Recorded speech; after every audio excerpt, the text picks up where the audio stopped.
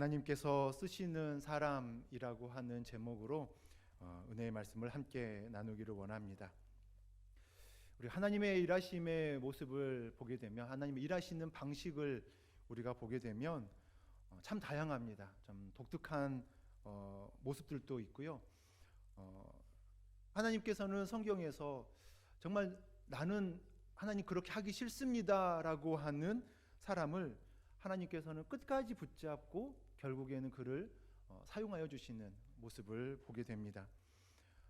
모세를 보게 되어지면 80세가 되어지는 그때에 하나님께서 부르셨는데 끝까지 하지 않겠다라고 했던 모습이 있습니다.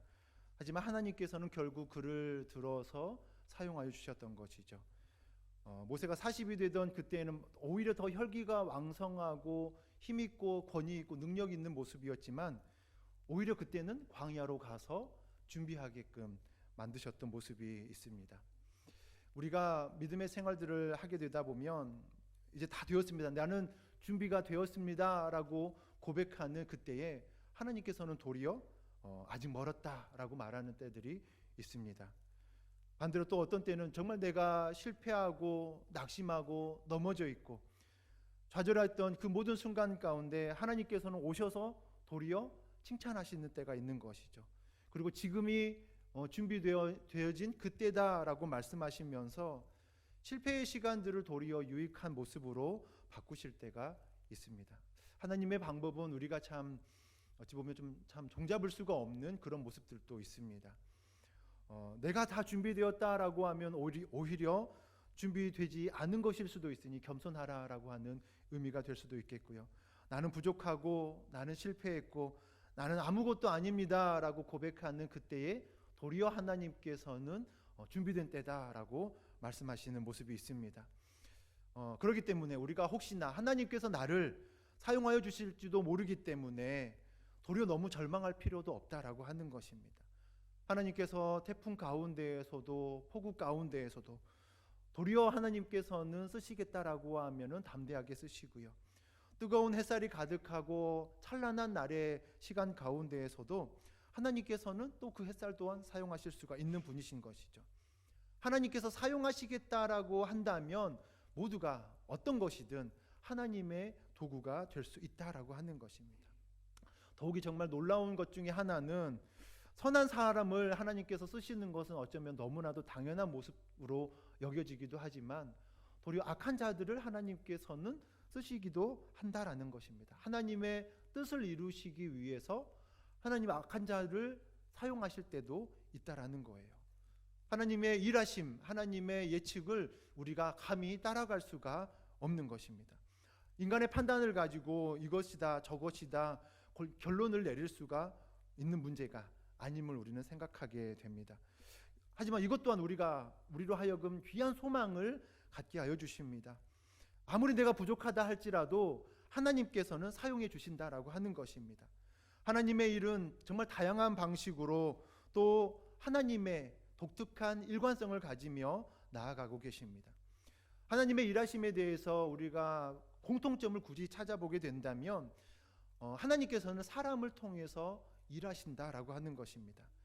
여기서 조금 더 좁혀볼 수가 있겠는데, 사람은 사람인데 비전을 가지고 있는 사람을 통해서 하나님께서는 일하신다라고 하는 것입니다.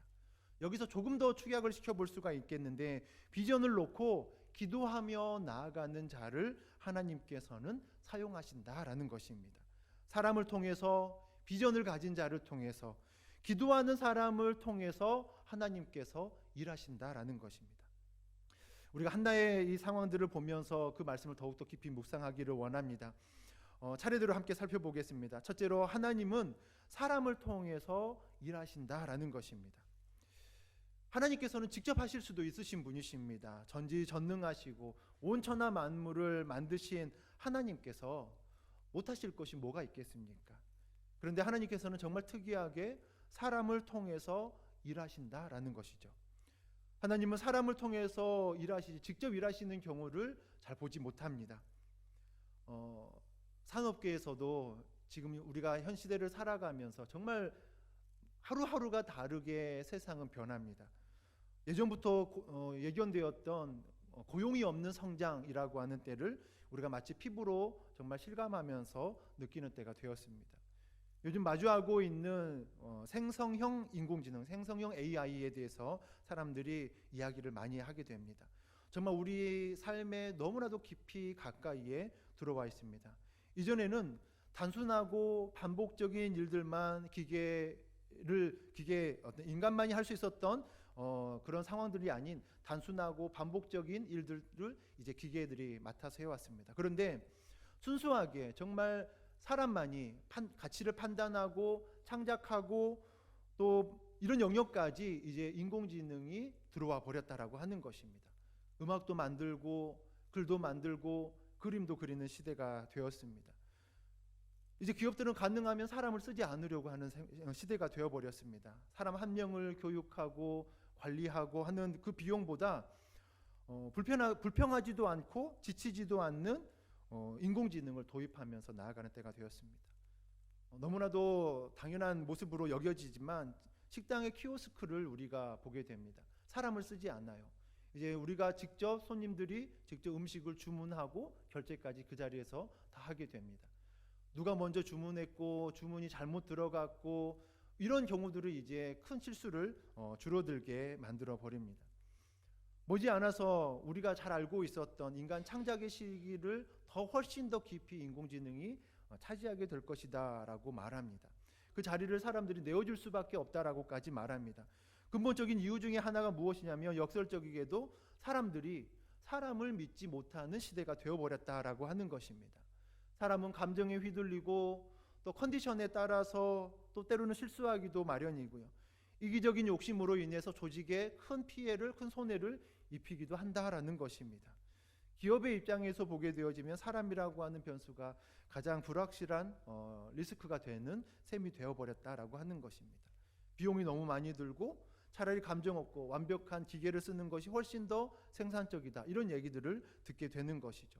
마치 사람의 모습이 마치 부품처럼 여겨져 버리는, 언제든지 대체될 수 있는 부품처럼 여겨져 버리는 시대에 살아가고 있습니다.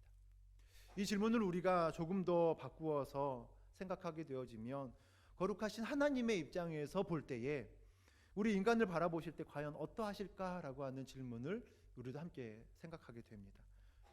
냉정하게 분석해 보면 하나님께 사람만큼 정말 귀찮고 종잡을 수 없는 존재가 또 있을까 하는 생각도 하게 됩니다.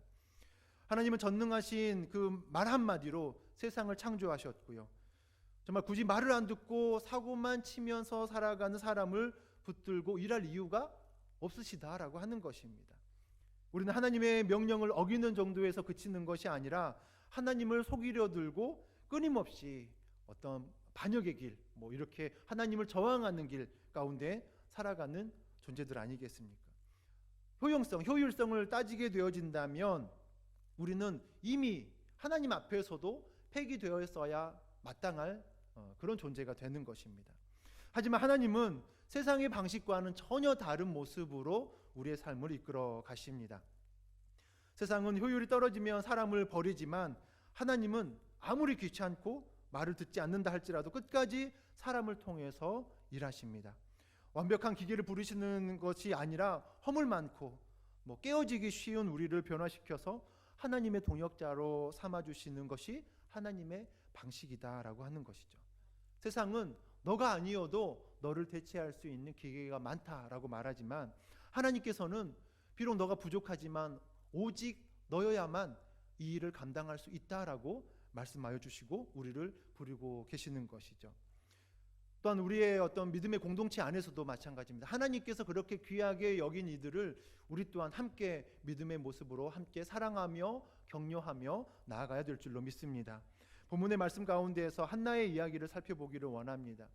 사무엘 선지자 이 어머니인 한나의 기도가 사무엘 1장과 2장에 등장을 하고 있습니다. 사사의 시대를 살아갔던 그의 모습인데 이제 왕적의 시대를 준비하면서 나아갑니다. 사무엘은 그 시대 가운데 너무나도 중요한 역할을 감당하였습니다. 그런데 사무엘 이전에 하나님께서는 이 한나라고 하는 여인의 그 간절한 기도를 통해서 이 일들을 이미 준비하고 계셨다라고 하는 것입니다. 한나는 어떤 사람이었습니까? 레위 가정의 그냥 한 평범한 한 여인이었습니다. 후처와의 갈등이 너무나도 심해서 집안은 평안할 날이 없다라고 하는 그 가정의 모습입니다. 슬픔이 있고 우울감이 너무나도 가득하고 낙심 또한 있습니다. 한 맺힌 여인의 모습을 이 세월의 시간들을 보면서 우리는 보게 되는 것입니다. 참 이게 한이 맺혔다라고 하는 이 표현들을 우리가 생각하게 될 때 하나님께서 나를 사용하신다면 우리가 늘 주님 앞에 정결한 모습으로 살기를 원하는데 그 가운데에서 이 한국 사람들의 독특한 특징이죠. 한 맺힌 삶의 시간들을 우리는 분명히 떨쳐야만 하는 것이죠. 왜냐하면 한을 갖고 있는 자의 모습 가운데에서는 어떠한 상황과 사건과 현상을 정확하게 보기 어렵다라고 하는 것입니다. 어려움이 너무나도 많이 있습니다. 시선이 정확하게 무엇을 보고 있는지 알지 못합니다. 똑바로 보지 못하고 오히려 그 마음의 낙심함과 상심함으로 인하여서 비뚤어지게 보는 모습들이 있다라고 하는 것입니다. 하나님께서는 그런데 이 한 맺힌 이 여인, 하나님 앞에 분명히 바뀌어지고 변화되어져야 할 이 모습을 가진 한나의 모습을 통해서 하나님께서는 일하셨다라고 하는 것입니다. 문제투성이인 것 같고 너무나도 구부러진 마음으로 인하여서 세상을 바라보고 있는 모습이 있지만 하나님의 나라에서는 이것 하나도 버릴 것 없는 모습으로 주님께서는 사용하여 주신다라는 거예요. 나는 하나님 앞에 쓰임받을 만한 존재가 아닙니다라고 우리가 생각하고 있다면, 나는 너무나 부족하다라고 생각하는 이들이 있다면, 이런 한나도 사용하고 계시는 하나님이신데 나를 어찌 사용하지 못하시겠느냐라고 하는 이 믿음을 우리가 고백하면서 하나님의 기대와 소망 가운데 나아갈 수 있길 주님의 이름으로 축원합니다. 하나님의 방법은 사람입니다. 사람. 하나님께서는 사람을 사용하여 주십니다. 그러기에 우리가 간절히 기도하면서 나아가야 할 모습은 나를 변화시켜 주시옵소서라고 주님 앞에 간절히 기도하며 나아갈 수 있는 귀한 성도님들의 모습이 다 되길 주님의 이름으로 축원합니다. 또 한 가지 하나님께서 쓰시는 방법 가운데 하나는 비전을 가지고 있는 사람을 사용하여 주신다라는 것입니다. 비전이 무엇입니까? 내 야망이 아니라 바로 하나님의 말씀을 내 심령 가운데, 내 마음 가운데 품고 살아가는 것입니다. 여호수아가 처음 이스라엘 민족을 이끌면서 나아갑니다. 모세가 죽게 되어지고 그 마음의 두려움이 너무나도 간직합니다. 이 큰 민족을 내가 어찌 이끌며 나아가겠습니까? 하나님이 약속해 주신 가나안 땅까지 내가 어찌 끌고 가겠습니까? 라고 할 때에 하나님께서 시작하게 되어지는 그에게 강하고 담대하라. 하나님의 말씀을 좌로나 우로나 치우치지 말라. 내가 어디로 가든지 내 하나님 여호와가 너와 함께 하느니라 라고 하는 이 말씀을 여호수아에게 전하여 주셨습니다. 그런데 이 말씀을 여호수아는 어떻게 언제까지 간직하냐면 그의 평생 함께하면서 간직합니다. 이제 그가 죽게 되어질 시간이 얼마 남지 않은 때가 있습니다. 노년의 때입니다. 이스라엘 민족에게 어쩌면 마지막 메시지를 전하고 있는 때입니다. 그런데 그때에 14장에 보게 되어지면 그때가 되어지는, 그러니까 마지막 이제 죽게 되어지는 그 시간에 처음 하나님께 받았던 이 비전을 다시금 선포하면서 나아가고 있습니다. 그 말씀을 85세가 되어지는 그때까지 결코 놓지 않고 끝까지 가지고 나아가는 모습이 있다라고 하는 것입니다. 그 비전을 품고 있으니까 하나님께서는 정말 그에게 헤브론 산지를 또한 허락하여 주시는 은혜의 시간 가운데 나아가게 되는 줄로 믿습니다. 말씀을 또한 올해까지 계속해서 간직하며 나아갔던 자 누구입니까? 꿈을 간직한 자 요셉의 모습도 생각하게 됩니다. 17살 정도가 되어지는 그때에 하나님께서 주신 꿈을 가지고 말씀을 품고 흔들리지 않고 살아갔던 그의 모습 가운데에서 하나님께서 역사하여 주셔서 30이 되어지는 그때에 애굽의 총리로 세워주시면서 하나님의 거룩한 도구가 되게 하여 주셨습니다. 믿음의 조상 아브라함도 우리는 기억하게 됩니다. 내가 너로 큰 민족을 이루게 하겠다라고 하는 말씀을 그의 나이 75세가 되어지는 때에 주셨습니다. 그런데 무려 25년 동안 하나님께서는 어떠한 일도 행하시지 아니하시고 어떠한 변화도 주지 않으셨습니다. 아브라함은 그 기나긴 기다림 속에서 인간적인 순환도 동원했던 것이죠. 연약한 모습 또한 있었습니다. 이스마엘을 낳기도 하는 모습이 있었습니다.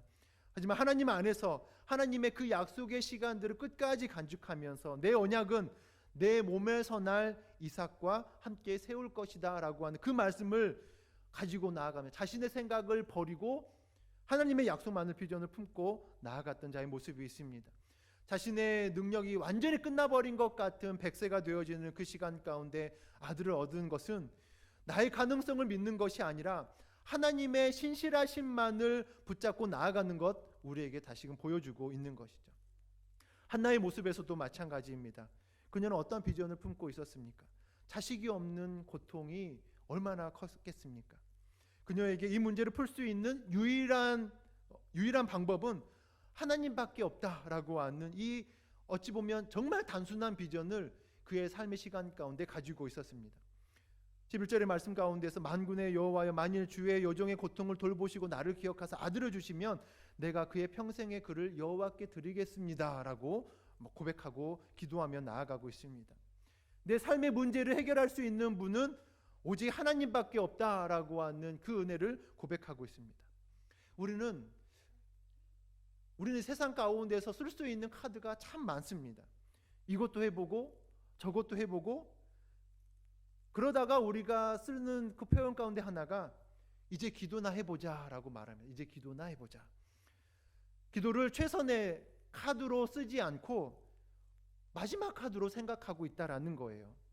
마지막 카드로 생각하고 있기 때문에 하나님께서는 어떠한 일들을 행하시냐면 우리를 정말 그 기도할 수밖에 없는 자리, 내가 마지막으로 쓰고자 했던 그 기도의 자리를 쓰도록 어찌 보면 가장 비천하고 우리의 모든 것들을 때로는 무너뜨려 버리는 모습으로 나아가게 하는 것입니다. 왜요? 왜 그렇습니까? 내가 모든 것들을 다 내려놓아야만 비로소 그때 기도하기 때문인 것입니다.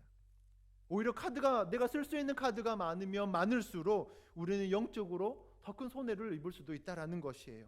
나는 하나님께 기도하는 길밖에 없습니다 라고 하는 그 고백이 있을 때까지 하나님은 어쩌면 우리를 광야 가운데 몰고 가시는 것입니다. 광야가 무엇이에요? 내가 통제할 수 있는 것이 아무것도 없습니다. 오직 하나님만 바라보게 만드는 그곳으로 이끌어 가시는 것입니다.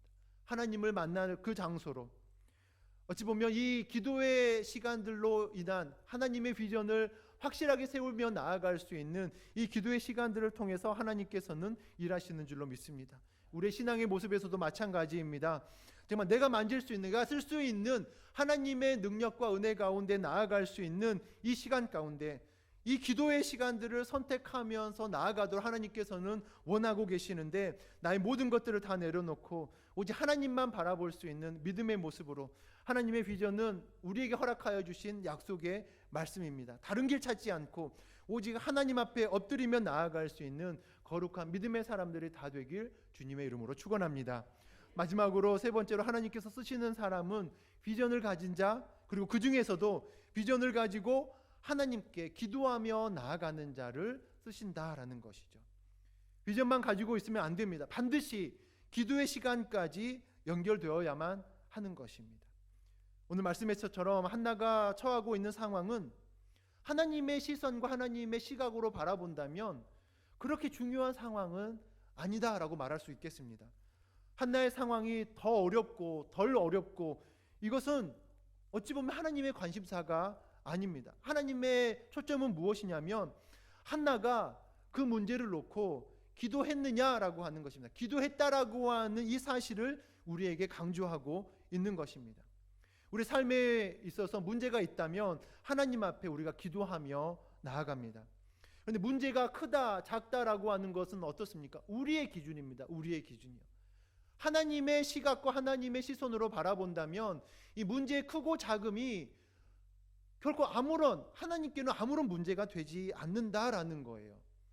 하나님께서 보실 때에는 우리가 정말 마음 가운데 정말 두렵고 떨리며 나아가는 암이라고 하는 질병이나, 또 우리가 쉽게 나올 수 있다라고 생각하는 감기의 질병이나, 하나님께서 보실 때에는 별반 차이가 없다라는 것입니다. 암을 낫게 하시는 것, 감기를 낫게 하시는 것, 하나님께서는 똑같다라는 거예요.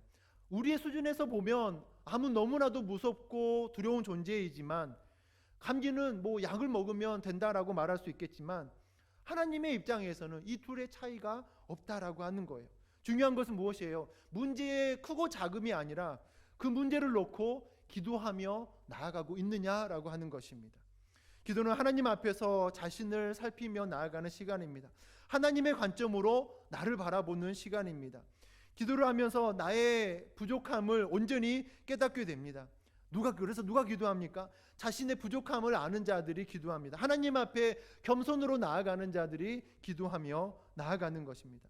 한나는 무엇을 깨달아요? 나는 내가 아무리 연약하고 부족하고 아무리 정말 세상 사람들이 볼 때 비난의 시간들이 있다 할지라도 그것을 주님 앞에 가지고 나아가면 하나님께서는 나를 높여주실 것이다 라고 하는 그 믿음 가운데 나아가고 있는 것입니다.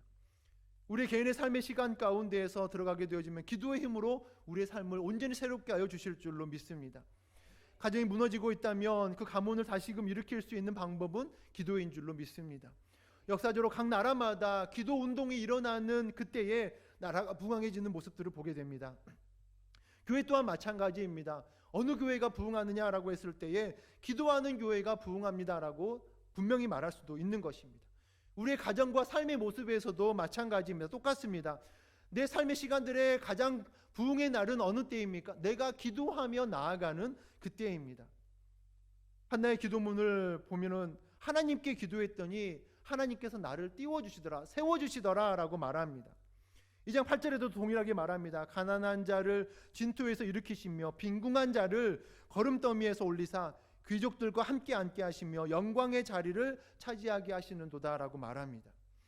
다시금 일으켜 주시다라고 말씀하고 있는 것입니다. 기도에는 일으켜 세워주시는 능력이 있다라고 말씀합니다. 엘리 제사장의 가문과 이 한나의 가문은 너무나도 차마 비교할 수 없는 그런 가문입니다. 엘리 가문은 당시 이스라엘 최고의 그 명문가입니다. 권력 또한 있고요, 지도력도 있고요, 누구나 부러워할 만한 최고의 가문입니다. 반면에 한나의 가문은 보잘것 없습니다. 심지어 그 안에서 집안의 싸움까지도 일어나면 매일 눈물을 지어야만 하는 그렇게 중요한 가문이 아니었던 것입니다. 그런데 시간이 흐르면 흐를수록 어때요? 엘리 가문은 점점 쇠퇴하여지고 보잘것 없었던 한나의 가문은 더욱더 융성해지는 모습이 있는 것입니다. 차이가 무엇입니까? 그 가문에 기도가 있었느냐 없었느냐라고 하는 그 차이가 있는 것이죠. 우리의 가정 가운데에서 한나의 가정처럼 때로는 연약함의 시간들이 많다 할지라도 낙심하지 않길 원합니다. 기도하면 하나님과 함께 나아가는 그 시간들을 통해서 주님께서 온전히 새롭게 바꾸어 주실 줄로 믿습니다. 우리의 시간 가운데 기도의 날이 너무나도 필요합니다. 하나님은 가문을 따지지 않고 학벌도 따지지 않습니다. 기도한 사람을 쓰시고 기도하지 않는 사람을 하나님께서는 결코 쓰지 않는다라는 거예요. 하나님 앞에서 너는 누구냐라고 하나님께서 물으신다면 저는 기도의 사람입니다라고 우리가 모두가 그렇게 대답할 수 있는 귀한 성도님들 모두가 되길 주님의 이름으로 축원합니다. 우리가 신앙생활하면서 그런 말씀은 한번 들어봐야 되지 않겠습니까? 정말 누군가가 다급한 그런 어떤 기도의 제목들이 있다면 누구 권사님께, 누구 집사님께 꼭 얘기해 보라고. 그분이 함께 기도해 주실 때 정말 언제나 들어주는 모습을 보았다라고 하는 그 모습을 우리가 그 신앙생활을 한다면 매일매일의 신앙의 날들이 얼마나 즐겁고 행복한 시간들이 되겠습니까? 우리의 교회, 우리의 어떤 가문과 우리의 가정과 우리의 삶의 시간, 우리의 공동체까지 온전히 바뀌게 될 줄로 믿습니다. 기도에 우리가 함께 생명을 걸고 또 하나님께서 반드시 쓰시겠다라고 했던 그 약속의 말씀을 오직 붙잡고 하나님의 말씀을 비전으로 품는 사람, 그리고 그 비전을 끝까지 기도로 나아가는 사람의 모습이 되게 하여 주셔서 하나님의 일들을 우리가 풍성히 감당하며 하나님의 영광을 올려드릴 수 있는 축복의 삶이 되길 주님의 이름으로 축원합니다. 아버지 하나님, 이 땅을 살아가면서 주님 앞에 고백하며 나아갔던 우리의 믿음의 결단의 시간들 주님 다시금 사용하여 주시옵소서. 세상 가운데에서, 우리의 인생 가운데에서 하나님께서 반드시 나를 사용하여 주시고 하나님의 말씀이 나의 비전이 되어지며 기도의 자리로 나를 날마다 불러주셨사오니 순종하며 믿음 가운데 나아갑니다라고 하는 그 고백으로 살아갈 수 있게 하여 주시옵소서. 우리 평강교회 성도님들의 그 기도를 주님께서 기억하여 주시옵소서. 마치 한나의 통곡처럼 정말 주님 늘 기도하며 나아가는 그 모습을 주님께서 함께하여 주시옵시고, 기도로 다시금 비상하며 날아오르게 하여 주시옵소서. 아버지 하나님과 함께하며 믿음의 길을 걷게 하여 주시옵시고, 그 어떤 폭풍 가운데에서도 하나님께서 나를 들어 사용하여 주신다라고 하는 그 믿음의 고백을 날마다 드리며 살아갈 수 있는 우리의 모습이 되게 하여 주시옵소서. 오직 기도의 무릎으로 승리하며 나아갈 수 있도록 인도하여 주시는 하나님의 백성으로 살기를 원합니다. 주님 함께하여 주시옵소서. 예수님의 이름으로 기도합니다. 아멘.